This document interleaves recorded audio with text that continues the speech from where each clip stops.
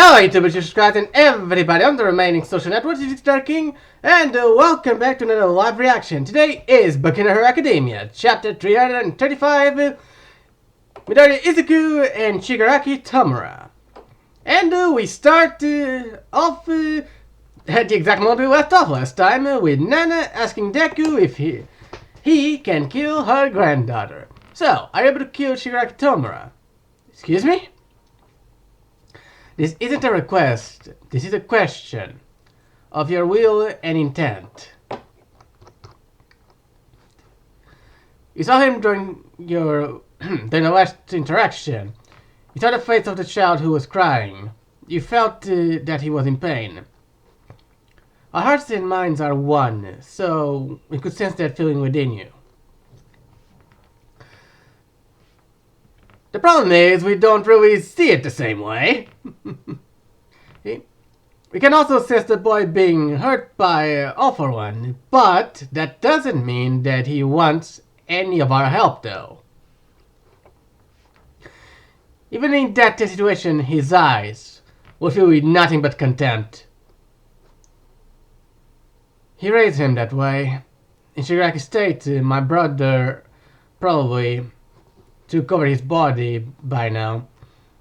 All For One has probably all but dominated his mind already. This is another attempt by him to get his hands on One For All. As for Mr.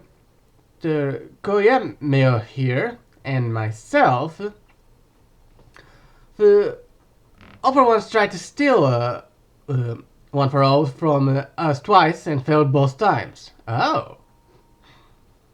In order for All For One to stay safe from the evildoers, we require successors to have an iron will and an infinite determination. English V6! And a nigh infinite determination. Ours is a power all too valuable to be risked for just one lonely person. Shigaraki is probably going to use your lack of iron will to his advantage. A power that cannot be transferred to another without the will of its users, and this is going to test your determination. One For All's edge it has over All For One is that it doesn't fall prey to being stolen. We created and cultivated All For One for the specific purpose of eradicating All For One. Yagi-kun is a prime example of this, but my brother keeps coming back. And Shigaraki seems to be a part of his strategy to make you lower your guard. Izuku-kun, I come to you not merely to tell you that there is no backing out now. I feel like it's cowardly for me to even consider trusting my will to you like this. But Tomura Shigaraki is my grandson. My grandson who became this way because I left his father at a young age to fight all For One. This is the result of my actions, and as this failure I brought upon myself, it seems so harsh to just pass it on to a 16-year-old child. I understand this, but my grandson, nay, if that thing reaches its potential, no one will be able to stop what comes next. You would be fighting against the manifestation of pure evil. There are people out there who cannot be forgiven, comprehended, or rehabilitated. What if he is one of them? When a person who looks like he wants to be saved, he simply cannot be saved, can you tell me you have the will required to stop him at all costs? And then you have the dramatic paneling for the previous successors.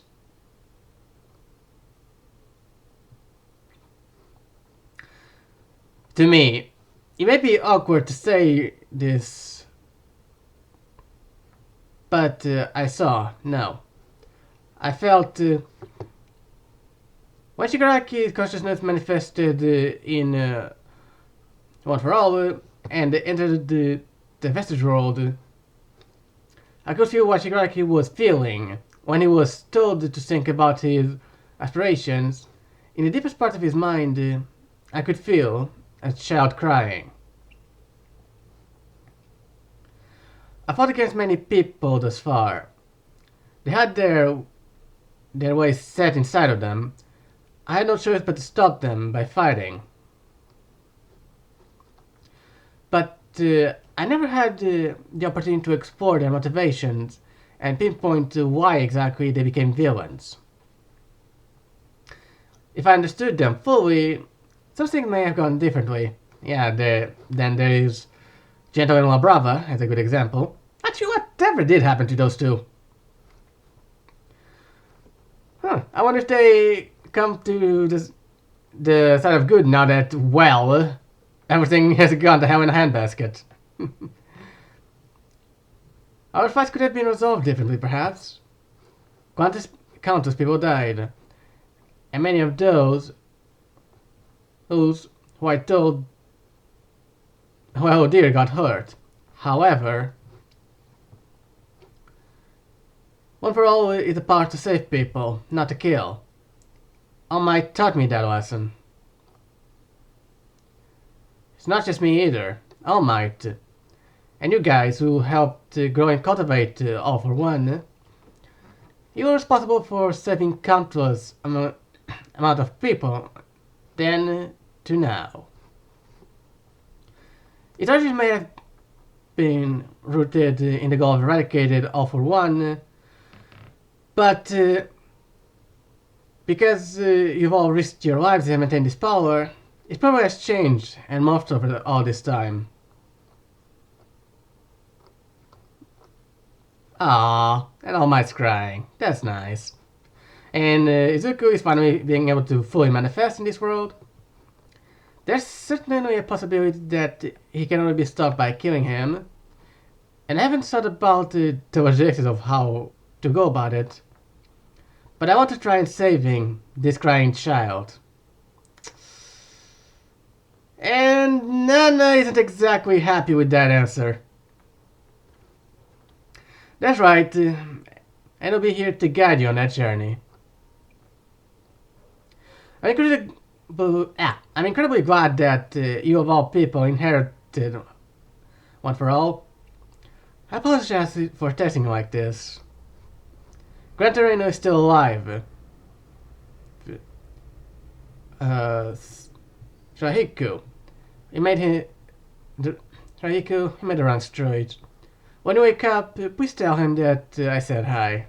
But our successor here is certainly determined.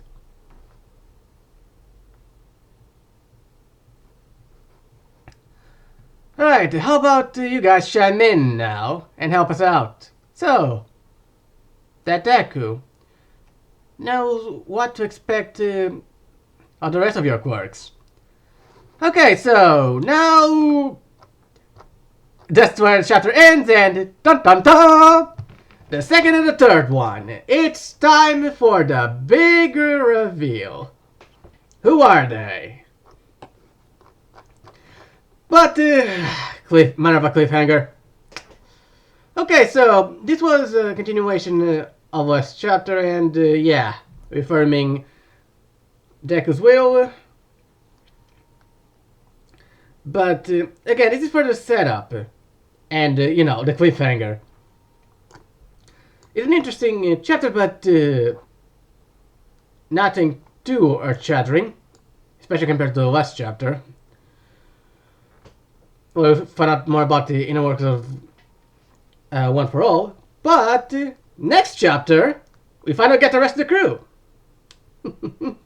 I can't wait to see that. With that in mind, people, I'm gonna leave it here. I hope you enjoyed my study, and don't forget to like, subscribe, ring the bell, you know the drill. Till then, I'll see you around.